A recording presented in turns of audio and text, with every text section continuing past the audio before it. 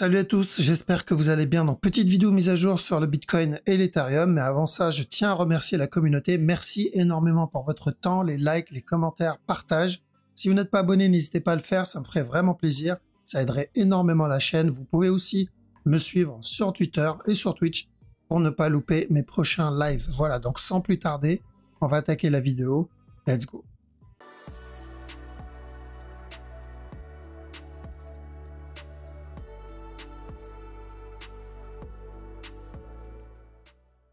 Alors donc le Bitcoin, il y a eu pas mal de FUD, il y a eu beaucoup de FUD ces 2-3 derniers jours, d'accord. Et bon, pour moi c'était pas différent d'habitude.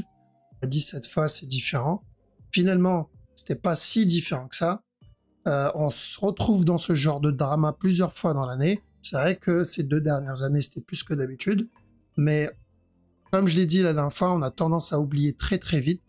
Mais le dernier drama c'était ici, et au final beaucoup ont déjà zappé ça. D'accord, je me rappelle quand on a eu ce gros drop, j'entendais déjà Bitcoin to zéro, Bitcoin à 10 000 $, bref. Donc, les mêmes messages que je voyais ici, je les voyais là-dedans.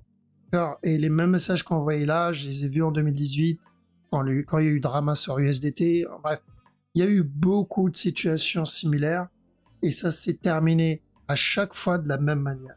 Donc oui, forcément, il y aura peut-être un jour où ça sera différent, mais en tout cas 99% du temps, voilà, c'est beaucoup de blabla, beaucoup de peur pour rien, parce que c'est des news qui impactent souvent la structure 1 heure, voire la structure 4 heures, mais ça impacte rarement la structure daily qui, elle, finit par se valider, ou la structure weekly, encore pire. Le problème d'être influencé par la peur et les émotions, c'est qu'on prend des décisions basées sur ça. Donc nous, notre stratégie, rappelez-vous, on cherchait quoi ici? Donc on a dit il y avait 2 scénarios. Un qui avait plus de probabilité, 2 qui étaient plutôt rares. Donc le premier c'était le A, et ensuite on attendait la correction, et ensuite on attendait la continuation. Donc on était parti pour ça comme scénario. Et le deuxième, par sécurité, on a dit attention, oui, il peut donner aussi un expanding, mais il y a peu de chance à cause du A ici, et un expanding c'est plutôt rare. Mais s'il donne un expanding, au lieu de se retourner ici, il donnera un nouveau plus bas avant le up. Donc, un, c'était correction up. L'autre, c'était un nouveau plus bas avant le up. Donc, c'était haussier. Du coup, la personne qui voulait se mettre en mode investissement, bon, bah, c'est du no-brain, il n'y a pas à réfléchir, c'est plus, ouais, ok, c'est une bonne zone pour DCA, c'est une bonne zone pour cumuler. Et la personne qui voulait plutôt faire du trading long terme et chercher un bon point d'entrée, ok, bah, j'attends cette correction et je vais chercher mes buy setup dans cette structure. Ok, donc la stratégie c'était ça, c'était avoir la correction, profiter de cette correction pour rentrer parce que je n'ai pas pu acheter plus bas, donc avoir ma deuxième opportunité. Sauf que dès qu'il y a eu ce drop et on a eu le FUD, ok, là je parle toujours investissement, je parle pas trading. Dès qu'il y a eu le FUD, beaucoup se sont dit non bah je vais pas acheter ici parce qu'à cause de ce qui se passe sur l'USDC, bah il peut chuter à 10 000, il peut chuter encore plus. Et le souci c'est quoi? Le FUD a duré 2 jours. Et 3e jour, on est déjà reparti au point de départ. On est passé de 20 000 à 23 000. Et donc la personne a loupé l'opportunité de payer à 20 000. Et je sais qu'il y en a qui n'ont pas été influencés par ça, qui ont pu rentrer dans cette zone parce qu'ils ont fait abstraction du FUD. Quand on a une stratégie, on doit suivre toujours sa stratégie. Et on doit faire abstraction des FUD qui vont juste faire bouger le fractal. D'accord? Donc là, c'était, comme d'habitude, la Fed est venue sauver une banque, comme d'hab, j'ai envie de dire, avec de l'argent magique. Et au final, le Bitcoin a repris son rythme. Donc, notre analyse, nous, elle reste la même. Personnellement, je m'attendais à un up plutôt correctif, donc il monte doucement, ensuite un drop avant la continuation. Vous savez, notre fameux B, cherché à la base. Donc l'analyse est toujours bonne. La seule surprise ici pour moi, c'est l'agressivité du up. Pour moi, c'est très agressif. Donc, qui annoncerait une structure qui va peut-être durer un peu plus longtemps, la correction. Mais dans tous les cas, c'est haussier. Donc ça, s'il avait suivi ce que moi j'attendais, comme ça, pour un buy, un running ou un régular, c'est haussier. Mais s'il fait ce que je pense qu'il va faire, donc il va monter et revenir péter le top, et ensuite donner le C plus tard, ça revient au même. fait. C'est haussier dans les deux cas. Donc ceux qui ont pris les buy setup ici, je sais, il y en a, ils ont été suffisamment réactifs. Ça, c'est du trading encore. Là, ça concerne que les traders. On parle plus investissement. C'est des points d'entrée trading, donc plus risqués. Mais l'avantage, c'est le point d'entrée serait plus intéressant. Donc, il a donné un beau petit running ici. Il a donné un beau flag d'achat ici. Il a donné un beau petit regular flat là-dedans en 15 minutes. Donc, ceux qui ont pris, je sais qu'il y en a qui ont pris ça et d'autres qui ont pris ça. Ceux qui ont pris ces deux points d'entrée, c'est une bonne zone pour prendre un peu de profit. Donc, déjà, break-even et prendre des profits. Et l'objectif, c'est revenir péter le top. Pourquoi prendre des profits ici? Parce que tant qu'on n'a pas pété le top, il y a toujours le risque d'un regular flat.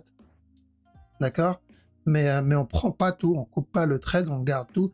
Même si l'objectif, c'est revenir péter le top, même à la cassure du top, on prend pas 100%, on garde toujours tout. Parce que le B, je pense qu'il est loin d'être terminé encore. D'accord? Donc, on est toujours en train de faire cette correction 4 heures. Une fois terminé, on va avoir notre petite continuation uptrend. Maintenant, on a écarté clairement l'expanding. Il a l'air de faire et de répéter, ça on l'avait vu dans la dernière vidéo, de répéter la même chose que là. Rappelez-vous, ici aussi, on a dit, on a eu le A, le B, le C. Il est venu péter le top. On a dit, on peut avoir ou un B pour la continuation, ou il vient péter le bas pour la continuation. Ça, c'est ce que j'avais expliqué à l'info. Sauf qu'il a drop, et ensuite, directement, il est venu péter le top. Donc, vu la gueule de la structure, on part pour la même chose. Donc, maintenant, pas d'expanding. On est clairement dans le A ici. Et ce qu'il est en train de faire là-dedans, c'est notre B. Alors, la question, c'est est-ce qu'on va avoir un regular flat? Est-ce qu'on va avoir un running? Donc, vu le move, je pense running. Et donc, haussier, Bitcoin, objectif revenir péter le top. Donc, attention, ça, c'est trading. Ethereum, c'est exactement la même chose. Il n'y a vraiment aucune différence sur la structure. On s'attendait à un B et ensuite un C avant la continuation. Donc ça, c'était notre analyse. Donc le buy, c'est ce qu'on voulait. Le mouvement haussier, c'est ce qu'on voulait, mais on voulait qu'il soit correctif. On n'attendait pas à ce qu'il soit aussi agressif. Donc s'il vient péter le top à partir de maintenant, à chaque nouveau plus haut, on devra faire attention à un running et ensuite un up. Donc qu'est-ce qui va provoquer ce C du running? J'en sais rien, il y aura sûrement, ne vous inquiétez pas, hein, ils trouveront sûrement un FUD ou deux à placer dans Twitter et sur YouTube. Mais une fois cette structure terminée, donc l'objectif est toujours le même sur l'Ethereum, c'est revenir péter le top. Donc quand on était là, on avait dit la même chose, c'est où il vient donc corriger, péter le top tout de suite, même s'il vient péter ce bas, l'objectif est toujours revenir péter le top. Donc Ethereum toujours haussier, et sur la structure 1 heure, revenir péter le top ici. BNB, c'est le seul qui était plutôt propre et où il n'y a eu vraiment pas de surprise. Donc quand on est venu casser ce bas-là, j'avais dit on cherche de l'achat pour un running flat, pour ce A, ce B, donner le C. Donc tant que ce top-là n'est pas cassé, bah, on fait attention parce qu'à chaque nœud plus haut, on risque au moins ce drop-là avant le retournement. Donc rappelez-vous cette structure ici. Hop, on va cacher ça pour avoir plus de place. Voilà. Rappelez-vous cette structure, on a eu ce up, on a eu le drop correctif qui est venu péter le bas. On avait dit quoi? On avait dit buy pour un running. On a eu ce up, drop correctif. Ici, on avait dit quoi? On a dit buy pour un running. Et on a dit tant que ce top n'est pas cassé, bah s'il y a des sell setup, on peut les tenter. Sauf qu'il a flag et il est venu péter le top. Donc là, c'est pareil. Tant que le top n'est pas cassé, si j'ai des sell setup, je cherche pour un running. Par contre, si je le vois flag, je ne rentre pas. C'est qu'il viendra péter le top. Et là, on surveillera si ça va être expanding ou nouvelle correction. Comme pour le Bitcoin il y a quelques jours. Non, mais pour le moment, on reste sur un simple running flat. Donc, s'il y a des sell setup, oui, ça peut se tenter. Mais pour moi, il n'y a pas. En 1 heure, j'ai pas de sell setup. Et en 15 minutes, j'ai radé tout à l'heure aussi. J'ai vraiment pas de setup d'achat, de vente, ni d'achat d'ailleurs. Donc, running flat sur le BNB et sur le Bitcoin, retester donc au moins le top précédent ici. Et à la cassure du top, il faudra être vraiment très très vigilant parce que ce qui nous attend au tournant, c'est le running. Si ça, c'est notre A et qu'il est en train de donner le B, bah, le prochain objectif, c'est le C. Ah, voilà, continuation. Donc, haussier, Bitcoin haussier, Ethereum haussier. Là, faut juste rater les mouvements en interne en 15 minutes en attendant que la structure 1 heure et 4 heures se développe. Surtout la structure 4 heures. La structure 4 heures, elle est encore en cours. Lui laisser le temps de se développer. Donc, ceux qui ont loupé l'opportunité en 4 heures dû aux news, dû au FUD, alors je peux vous rassurer en tout cas, ce n'est pas un problème. Il y aura d'autres opportunités. Je vous ai dit ça des centaines et des centaines de fois. Et 90% du temps, on a fini par avoir cette opportunité. Donc, pas besoin de stresser, pas besoin de s'en vouloir, pas besoin de paniquer ou de se mettre des tartes.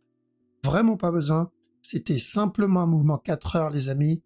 Rien d'autre. C'est un drop 4 heures, up 4 heures, passer de 20 à 24 000. Mais n'oubliez pas que chaque up, chaque drop finit par corriger. Donc, cette structure-là va corriger aussi. Ou ce mouvement-là va corriger. D'accord? Ou sinon, tout le up va corriger. C'est-à-dire, s'il doit me donner un nouveau plus haut, comme je l'ai expliqué tout à l'heure, s'il doit me donner un nouveau plus haut, il grimpe. Même ce up-là, il finira par corriger. Donc, il y aura toujours une opportunité. Pas besoin de se stresser. Vous pouvez compter sur Internet pour vous gaver de FUD. Et c'est pendant ces FUD-là qu'on obtient souvent des mouvements aussi agressifs. Le truc, c'est de ne pas répéter la même bêtise. Comme je crois que c'est Einstein qui disait ça, la vraie folie, c'est de répéter la même erreur en espérant un résultat différent.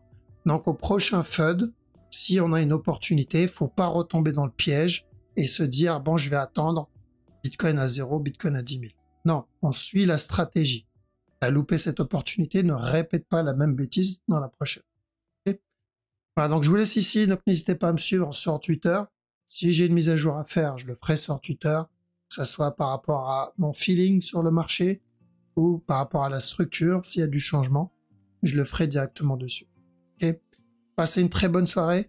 Je vous dis à mercredi pour le live.